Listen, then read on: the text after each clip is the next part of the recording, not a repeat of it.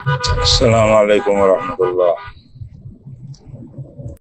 আমি তো পরশুরাম উপজেলার অন্তর্গত ফারুকিয়া মাদ্রাসায় অবস্থান করতেছিলাম। আপনাদের যখন মোনাজারা হওয়ার বিষয়, তখন আমি কঠিন ব্যস্ত, ত্রাণ দেওয়ার মধ্যে। বিদ্যুৎ থাকে না, গরম, অনেক কষ্টের সময় যাচ্ছিল আমার। চারদিক থেকে টেলিফোন আসার কারণে আমি বিষয়টা কিন্তু মোবাইলে দেখিও নাই যে আপনাদের কি নিয়ে ইখতিলাফ।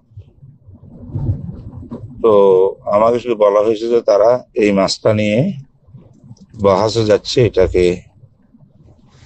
থামাইতে হবে আপনার।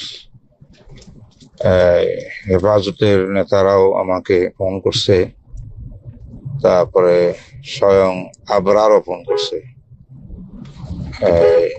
উলামা পরিষদের পক্ষ থেকে, আরো অনেকে। তো আমি শুধু এটাকে থামানোর জন্য আপনাকে ফোন করছি, আলী হাসান ওসামাকেও ফোন করছি।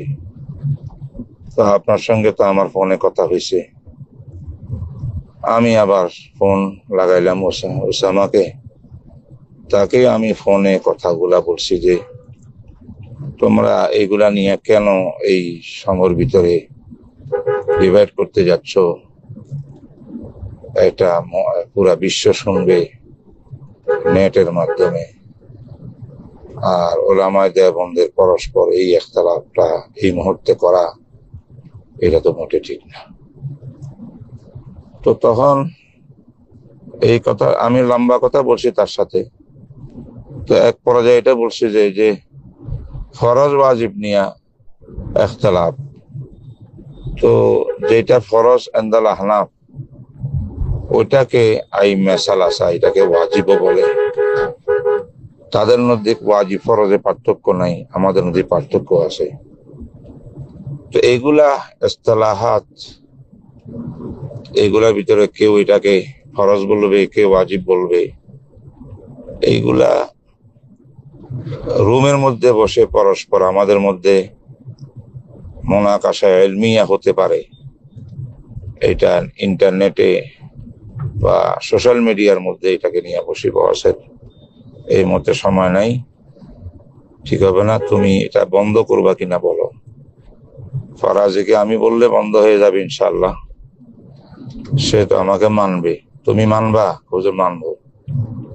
তো আমি বন্ধ করো, পরে দেখা যাবে, আমরা প্রয়োজনে এলমি মজলিস করব। তো লাস্ট টাইম আবার বলছি, বলো মানছো কিনা? মানছি। এই হলো আমার লগে কথা শেষ টেলিফোনে। থামানোর জন্য তোমারা যেমন ফোন করছি, ফরাজি সাহেবকে বলছি, আর ওকে ওইভাবে ফোন করছি।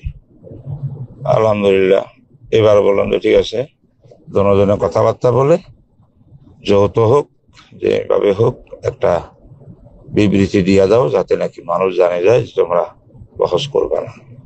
শেষ। এখন উসামায় করছে কি, যে আমার টেলিফোনে তার মোকালামার তাফসিলি কথার থেকে প্রথম দুই একটা বাক্য কাট করে এটা সে সোশ্যাল মিডিয়াতে দিয়ে দিছে। এই জন্য বলছি যে এটা তো আমার তার সঙ্গে প্রাইভেট ফোনে কথা আলাপ হয়েছে, তাকে বোঝানোর জন্য যে এগুলো বন্ধ করো। আমি আবার বলছি এই ব্যাপারে কিন্তু আমার মাথায় নাই সেই মুহূর্তে যে তোমরা কি নিয়া মাবিল ইখতিলাফ কি, কিসের বহস করবা, এটা কিন্তু আমার জেহেনে নাই। আমি পড়িও নাই, দেখিও নাই, কোনো নিউজ পাইও নাই, কারণ এগুলো দেখার সময় আমার কাছে ছিল না। আমি যখন জনগণের পাশে দাঁড়াইছি, হাজার হাজার মানুষ আমার সামনে, তাদেরকে আমি কতভাবে বুঝ দিচ্ছি, আমার ওই সময় ছিল না যে এগুলা দেখার, যে মনসা ইখতিলাফ কি, কি নিয়ে বহসের ডাক দেওয়া হইল। এইগুলো আমি না জানিয়েই না দেখে আমি শুধু যদ্দূর আমার বুঝে আসছে যে এটা কেউ ওয়াজিব বলতেছে আর কেউ ফরজ বলতেছে, এরকম কোনো ইখতিলাফ কিনা, এটা আইনি আর কেফায়া কোনো মাসটা উঠেই নেই। পরে না আমি বুঝতে পারছি যে এটা কেফায়া না ফরজে আইন, এই নিয়ে তোমাদের ইখতিলাফ, এটা আমি পরে দেখতে পাইছি, আরো 2 দিন পরে। এখন 1 নম্বর কথা হলো, আমি উসামাকে জিজ্ঞাসা করব যে তোমার সঙ্গে আমার টেলিফোনে কথা, সেটা সোশ্যাল মিডিয়াতে দেওয়ার আগে অনুমতি নিতে হবে। অনুমতি ছাড়া মিডিয়াতে দেওয়া এটা মস্ত বড় খেয়ানত। এই খেয়ানত তুমি করলা কেন? 1। 2 নম্বর, দিবা তো পুরা কথাটাই দিতা, তোমার সঙ্গে যা কথা হয়েছে, বেশি তো না, 5 মিনিট তো হবে না, পুরা কথাটাই দিতা। তো কয়েকটা জুমলা কেটে দিয়ে কাট করে আমার কথাটা যেন অপব্যাখ্যা মানুষে করতে পারে, সে সুযোগটা তুমি দিলে কেন? এই 2টা প্রশ্ন। ইহা ছাড়া আসল মাসলা কি, মাহবিল ইখতিলাফ কি, এখন তো আমার বুঝে আসছে কি। আর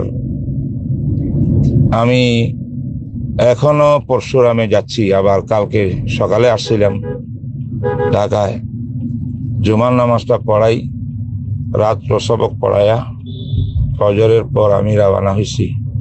এখন আমি পরশুরামের রোডে, কিছুক্ষণ পরে আমি ফারুকিয়া মাঠে পৌঁছবো, এখানে ত্রাণের কাজ করব।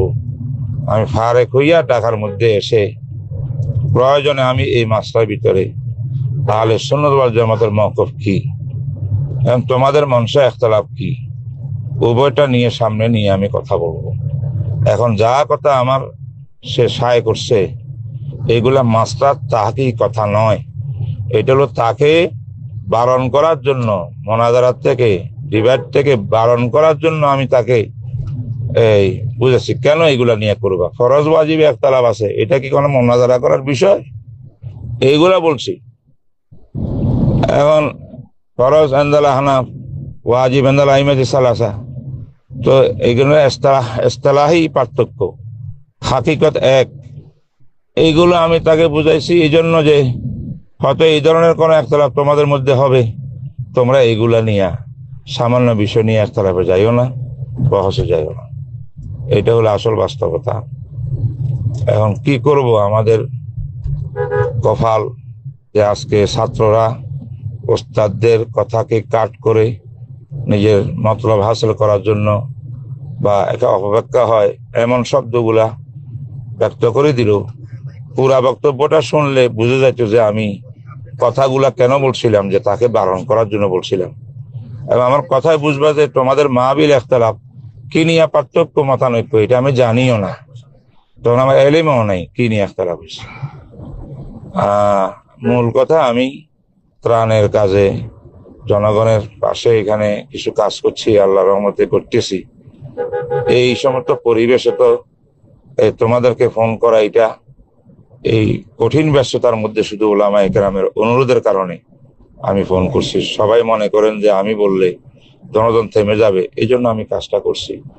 আমার মকসুদ ছিল জনগণকে থামানো, কোন তাহাকিকি মাসলা ফতোয়া দেওয়া আমার মকসুদেই না সেখানে, সেটা আমার বিষয়ও। তখন আমি এগুলা অবস্থানে ছিলাম না যে এই বিষয়ে আমি কথা বলি। বহরহাল এই হলো আসলে হাকিকত, আল্লাহু তাআলা আলাম। পরে আমি এই বিষয়ে আমার মওকিফকে ইজহার করবো ইনশাআল্লাহ, তাফসিলি ইজহার করবো ইনশাআল্লাহ। আসসালামু আলাইকুম।